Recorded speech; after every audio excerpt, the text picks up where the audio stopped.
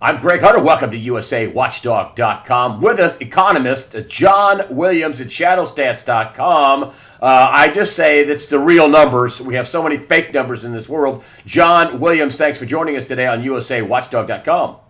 Greg, thank you so much for having me. Well, listen, you're a regular guest, and one of the themes that you said in the last year and a half, and you also wrote this out to your subscribers too, as well, and that was, listen, don't believe the happy talk on the economy. It's not doing well. We're probably already in a recession. At one point during the summer, you said we're probably already in a recession. Things aren't looking good. The economy is not doing well, and this is why Donald Trump is gaining traction. And sure enough, he gained enough traction to be president. So do you see any improvement with this call that you have been so steadfastly making and correctly making, and that's what propelled Trump into the White House? Do you see any improvement? Not at the moment. If you look at the near term, the numbers are actually getting worse, the better quality numbers. For example, the Conference Board just published its Help Wanted online index. It's a measure of advertising for hiring people, and the Help Wanted ads over the decades back to the post-World War I era, when they used to track it in the newspapers, and up until a decade or so. One of the best leading indicators around. Whenever that turned down year to year, you always had a recession. About a decade ago, they switched over to internet ads, because the internet ads were becoming more dominant than the newspaper ads. But even there, you're seeing a similar pattern, and we've got a big downturn there going into what people call the Great Recession. I'll contend that we never really recovered from that. But the Help Wanted advertising, or the Help Wanted advertising online did. And the beginning of this year, it turned down negative year to year, and has just been plummeting, took a big hit in November. So that's showing that, and this is a leading indicator that the economy is getting worse, and it's going to be worse in the near term. Now, and this is with all the seasonal hiring, supposedly, that's going on with all the shopping, and it's taking a big hit. Is that especially troubling? That is, it's not a good sign. That's for sure. The thing is that you have, although they play with the GDP numbers and the related disposable income numbers, when they revise them in their grand benchmark revisions, they try and keep them on something of a consistent basis, so that the disposable income, real disposable income, the take-home pay, in the years since they've published numbers, and we've had presidential elections, which basically 1932 to date, in every election where it's been below 3.1%, the annual growth, the incumbent parties lost the White House. The number on the third quarter was around 2.3%. So, the economy was a big factor. Continued to be. Mr. Trump recognized it. He talked about it. He felt the pain of the public. Main Street USA has a pretty good sense of what's really happening. They don't believe the government's statistics like the GDP. So he got into office on a platform of trying to address those issues, particularly the economy and the employment issues. And he's going to do that, I'm sure. They're talking a fiscal stimulus. Fiscal stimulus will help the economy. He's talking about changing trade deals. That addresses a lot of the problems that have been hurting employment. So the fact that there are expectations that he's going to help the economy, and that's build up some optimism, and I'm sure he will take action. Problem with taking action to stimulate the economy that could have been done by the prior government is that it takes roughly 9 months lead time between what you do to stimulate the economy and before you start to see positive action. So that if Trump comes in basically at end of January, February, you're looking early 2018 before you start to see real positive effects from his actions on the economy. Well, what about the negative effects of this bond market It is. It shot up from. I think we were talking about this in the pre-interview. At Halloween, it was 1.80, and in a month later, it's 2.45. That's a big move on the 10-year Treasury. 2.45% of the 10-year Treasury. It's a stunning move. What do you make of that? I've been bringing that up in my interviews, and I'm not getting it. I haven't been getting good answers, but at least a lot of people aren't that concerned about it, but I just see this thing going up and up and up. What do you think about this spiking 10-year Treasury yield? Rising long-term rates mean that the bond prices, note prices, are falling, and that's usually an indication that people are expecting higher inflation. OPEC's looking to boost oil prices now, and that's so expectations of inflation are rising. That pushes the yield higher. Separately, you have there's another factor there, again, which is tied to the demand for the notes or the bonds. You have people who are not buying the treasuries the way they used to. In fact, our big sovereign friends who've been purchasers of U.S. treasuries, such as China, Japan, South Korea, have become net sellers. The biggest buyer of bonds in recent years was the Federal Reserve and their quantitative easing.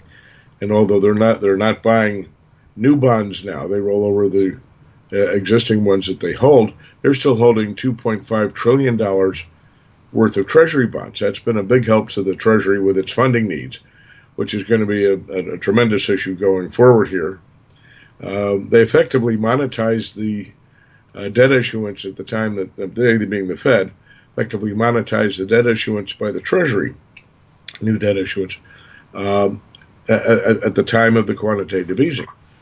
They bought the treasuries, and as they receive interest income on those treasuries, they turn around and pay that back to the government. So it doesn't the interest doesn't cost the government anything. It's a circumstance that would vary some a little bit with renewed quantitative easing, which I think the Fed is going to be forced into. But the primary issue is that if people see inflation, irrespective of what the Fed does, and the Fed can come in and buy the bonds and bring the yields down if it really wants to, the underlying pressures from inflation will, as the inflation pressures mount, will push the yields higher, bond prices lower. A lot of people, I looking on Bloomberg, and they're talking about close to $2 trillion in losses. And that's getting a big yawn from our markets. I'm thinking, since when can the world, even I know the world's a big place, but $2 trillion is a lot of money in this economy. Are the losses going to mount as the interest rates rise? And how long can that go on before everybody just starts, to your point, we've got this at least 16 trillion of liquid US dollar assets. At what point do people just sell? They don't want the pain anymore. They're just going to cash out and liquidate. What happens if rates keep going higher? Well, those 16 trillion assets outside the United States are not all in treasuries. But the point is that the yield is artificially low, largely as a result of the Fed's quantitative easing. The Fed intervention, they're buying the treasury. They buy the treasuries, it knocks the yields down. The yields still are artificially low. They should be, the 30-year bond should be running about 3 percentage points above the headline rate of inflation, which right now is closing in on 2%, so you should be around 4%, 5% on the 30-year, which is maybe a percent higher than it is right now. But as inflation picks up, shy of the Fed's quantitative easing, which I think you'll see, again, that will it would have the effect of modifying the higher price level. The higher yield level, boosting prices a little bit because they're a big buyer. The yields are going back to normal levels, and if you get back to an environment of high inflation, very high inflation, which I think is a big risk here, still, you're going to find a tremendous continued sell-off in the bonds.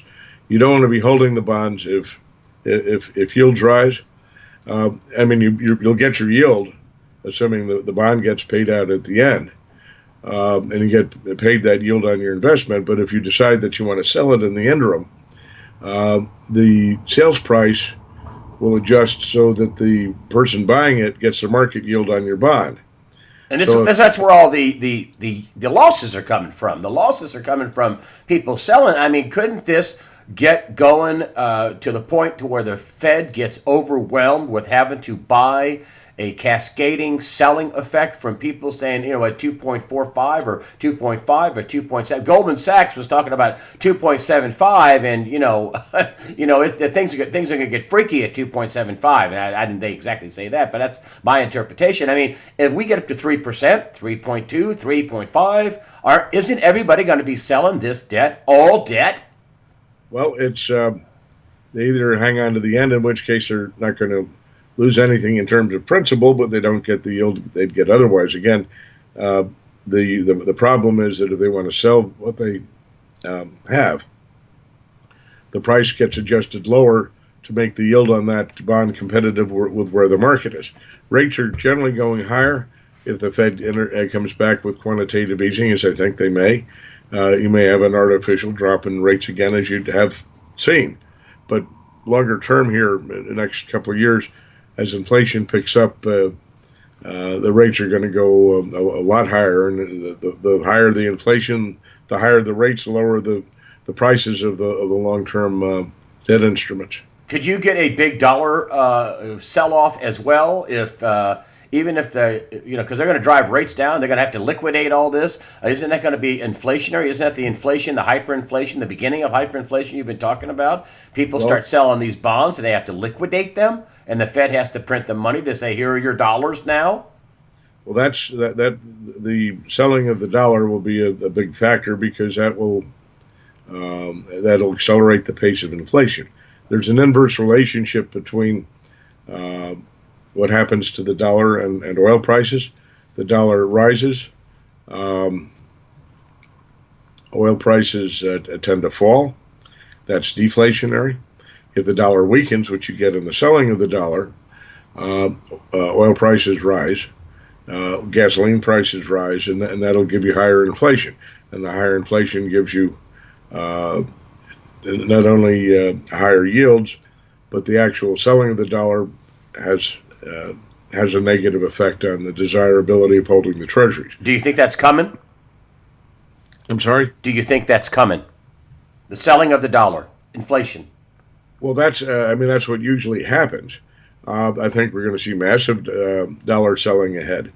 We've got problems here, not just with the economy, but you have the Fed is faced with a circumstance where the banking system, global financial system, effectively was at the brink of collapse back in the panic of 2008.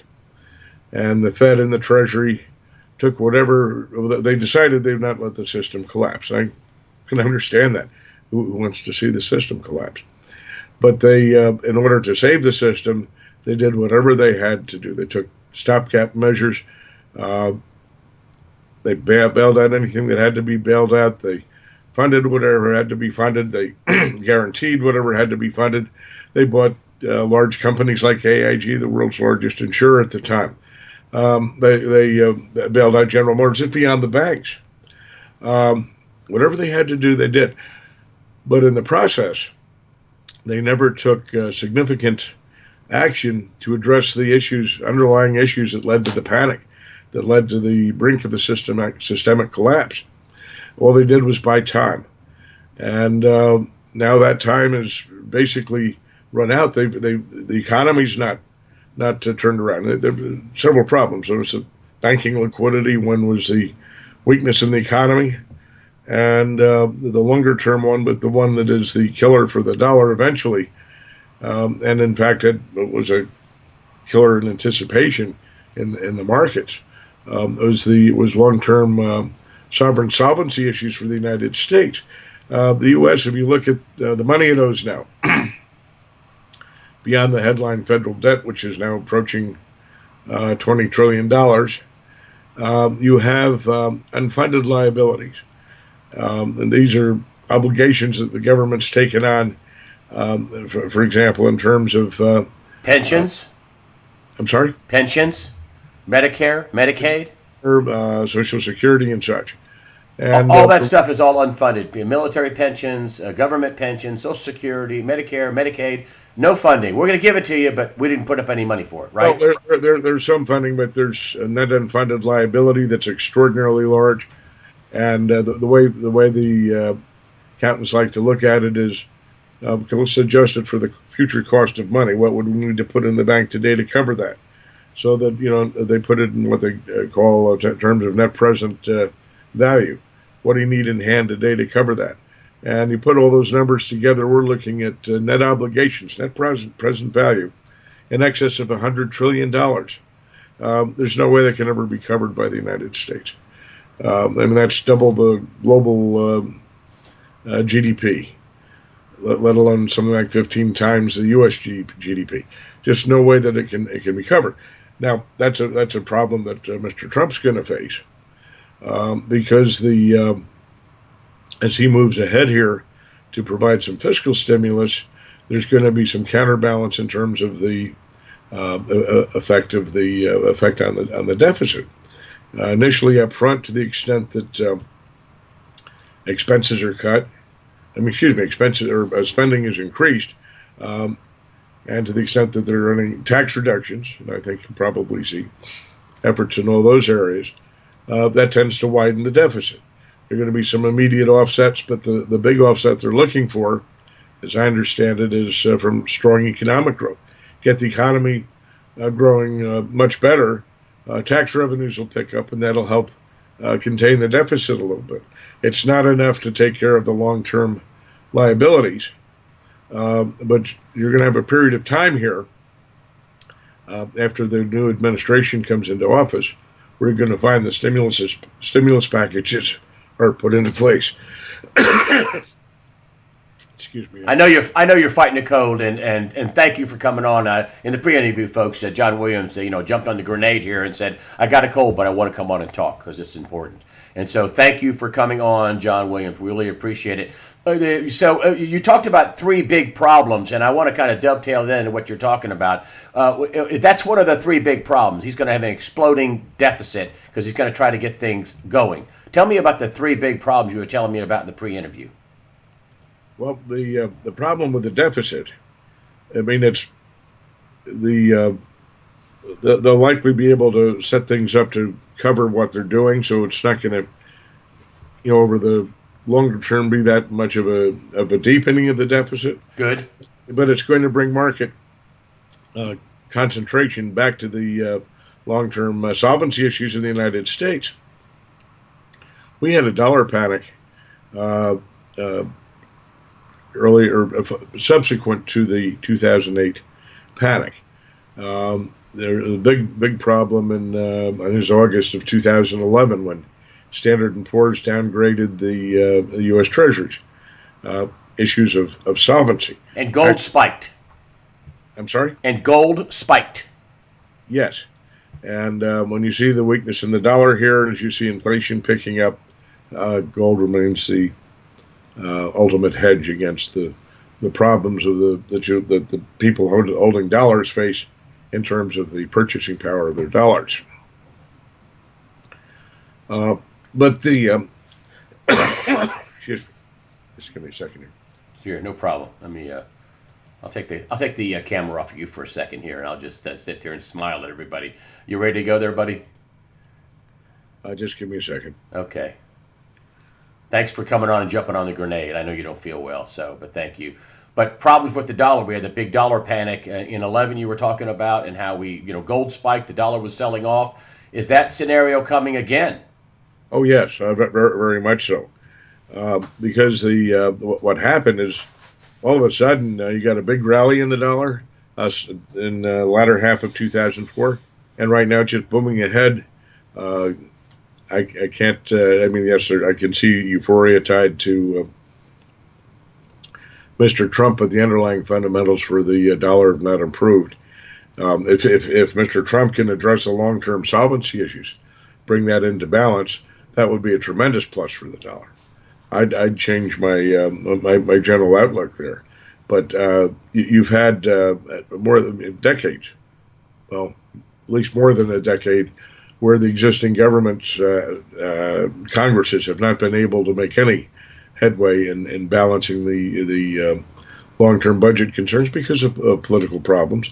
But you're going to have new creative people in there. Hopefully, they can do so. But if they can't, there you're going to have problems with the currency markets again. Because again, as the deficit becomes a short-term issue, the long-term concerns are also going to be magnified.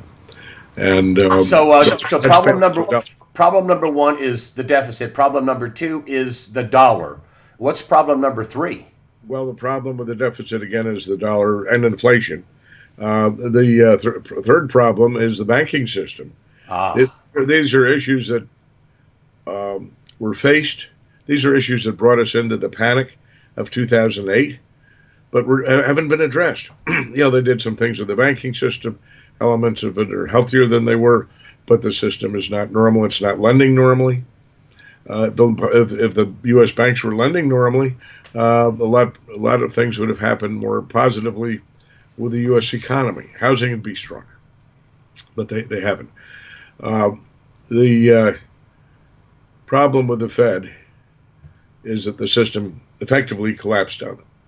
When they saw this, they did everything they had to keep the system from failing. Their primary concern was keeping the banking system afloat. I mean, the Fed talks about, oh, yes, we've got a mandate to keep the economy strong, and we have a mandate to keep inflation contained. Their primary goal or primary function in existence is to keep the banking system solvent. So that these quantitative easing programs that you saw were designed to get liquidity into the banks. They didn't want the banks to fail. They were not aimed at stimulating the economy, despite any talk to the contrary. The quantitative easing did nothing to stimulate the economy. Had that easing gone into bank lending and growth in the money supply, had the lending been into the flow of commerce, that might have helped the economy. But instead, it went basically to bail out the banks. They said, "Oh, this is helping the economy; it'll boost the economy." They used that as political cover for these quantitative easings, because they knew the public was getting very sensitive about bailing out the banking system, but they felt there was a problem with the economy. So, if you see weaker numbers in the immediate near term, which I think you will see, the pressures are going to mount because a weak economy. The pressures on the banks are going to mount. Solvency stresses on the banks mount. The Fed will come back in as it needs to keep the banks afloat. At the same time, it also hits the funding needs of the U.S. Treasury. Because of the weak economy, tax revenues fall off, and you do tend to see, most times, stimulus packages, which tend to widen the deficit. They need to borrow more. Now, when you have the big trading partners buying the bonds, that helps. But right now, our trading deficit is narrowed a little bit this last quarter. That had all sorts of distortions in it. You're going to see a big widening in the trade deficit here again, which again is going to pressure the dollar. You've got a confluence of factors now that are going to be working against the dollar, working against the U.S. economy, and working against the solvency of the U.S. banking system, which means the Fed will give preference to the banking system, and as they move into a new easing mode, that's going to kill the dollar and spike inflation. They'll save the banks against any concerns about the dollar and inflation. They have to keep the banks afloat. Now, what happened back in 2014, where the dollar started to take off, a lot of that was jawboning. The Fed did back off its buying of treasuries, but generally ever since, it's been jawboning saying, "Oh, we're going to raise rates." If you're a sovereign central bank and you want to strengthen your dollar, the one fundamental thing you can do that will surely strengthen your currency. I mean, if you've got a weak currency, you want to strengthen your currency, you raise interest rates. If you want to weaken your currency, you lower interest rates. That tends to work. What the Fed did was jawbone. There was no policy shift, but said, oh, we're going to raise rates, we're going to raise rates. My goodness, if the little boy who cried wolf cried wolf as many times as the Fed did this last year about raising rates, the peasants would have hung him up. And I'm surprised they haven't hung up the Fed on this. It's nonsense. Now the expectations are that the Fed is going to raise rates in December. And some of the Fed are saying, oh, we got to do it to maintain our credibility, not that they have much. And so maybe they will. I don't know. But that does not preclude renewed quantitative easing. The economy is weakening. They might have a little higher interest rate to start from, but they have a system that keeps the banking system afloat, and that's what they're going to fall back on. And the new quantitative easing not only helps the banks, but the nice thing from the U.S. Treasury standpoint, particularly where you don't have the rest of the world buying the bonds, the Fed's buying the bonds. You've got the liquidity. It does help to keep interest rates lower. It keeps the funds flowing into the Treasury. There's some side benefits there, but the problem is that in the process, you're going to see the dollar weaken sharply. You will have a big problem with domestic inflation. Much as I've been looking for, well, along the underlying circumstances that are moving this there are changing and have shifted, but the underlying fundamental of the long-term insolvency of the United States is there, and we're moving towards that day after day after day. And unless the long-term solvency of the U.S., the solvency issues of the sovereign state, the Treasury, the Treasury bonds can be addressed, there's no hope of avoiding a hyperinflation and eventual complete demise of the dollar, in which case gold will be the traditional hedge that keeps you solvent. Gold and silver, they're both needed. Gold's the primary one over time. It's a big hedge for a store of wealth. It maintains the purchasing power of your assets in terms of the gold that you put into it, so that as the dollar becomes worthless, the price rises. Now the price goes up and down, and there are people who like to play the day-to-day markets. When I'm talking about the gold price rising here, I'm not talking about a day-to-day swing here where you're going to be able to take a quick profit and run. Prices may go down, they may go up, but they're going up a lot as the crisis, which has been brewing for years, finally does break, and I think it's going to hit, unfortunately, before the efforts of Mr. Trump have an effort to have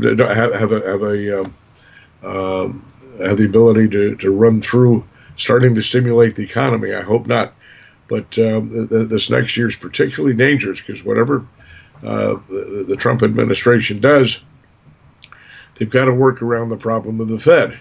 And the Fed's trying to keep the banking system afloat, which they want. That nobody wants to see the banking system fail.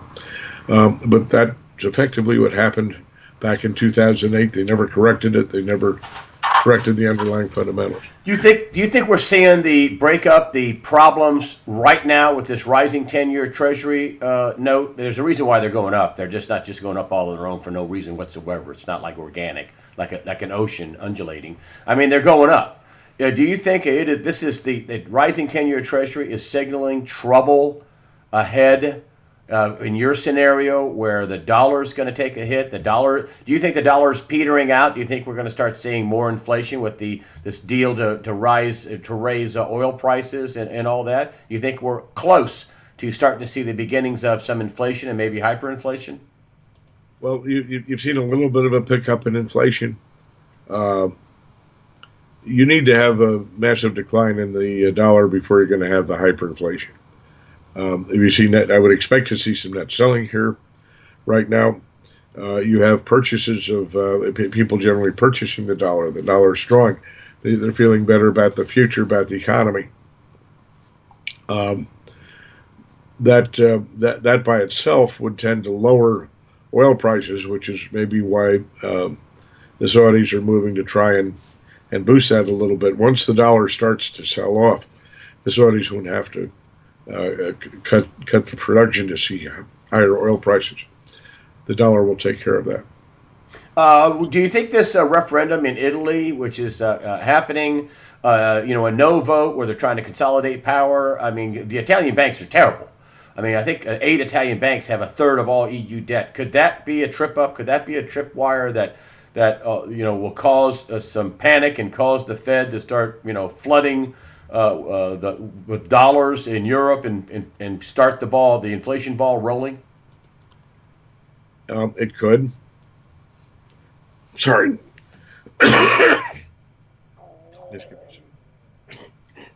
Sorry about that. Okay, hold on. You're off camera now there, John Williams. Oops. This would be your last question, so we'll just wrap it up on this. Just your thoughts. Let's come back here now. Your thoughts, and then we'll get you off because I know you got to go because you're sick. Your thoughts on this Italian referendum? Could something outside the country, outside Donald Trump, and outside the control of everybody, could that trip up the dollar and cause the Fed to take actions to save the banking system? If you have several European banks go under, that would come over here, right? I certainly see the effect, and the Fed won't do anything. Oops, hold on. I'll get you off camera. I know you're struggling there, my friend. Oof. Okay. I just have a throat lozenge here. Let me just. Okay. There we go. Let's go back here. There we go. And so last thing. So the outside factors like this Italian referendum could cause some sort of problem, a daisy chain with the banks overseas. If there are problems with the banks overseas, they're going to be problems with the banks over here. Correct? Yep. The Fed's committed to prop the U.S. system. They can't let the banking system, the rest of the world, fall apart. Any of the real big banks fail. And the threats are not just with the Italian banks. You have other banks that are close to the brink. I'd expect they'll take action if the sovereign central banks don't act. I would expect even the Fed would go and do what it could to prevent the collapse. And that is just another straw on the hyperinflation camel's back. That is again that what they would do is print dollars. That's what they would do. Correct? Yep. All right, John Williams. I know you're struggling here, buddy, and thank you for coming on. You were telling me that you wanted to be on even though you were sick. Thank you very much. This is economist John Williams at shadowstats.com. I think your annual subscription is $125 a year. Is that right? No, it's $200 a year.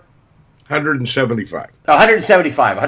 I'm sorry, didn't go there. Listen, you should see his reports. I am a subscriber.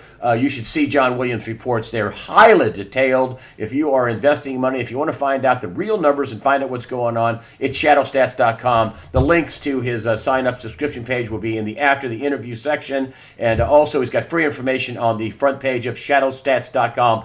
John Williams, thank you for joining us today on USAWatchdog.com. Thanks for having me, Greg.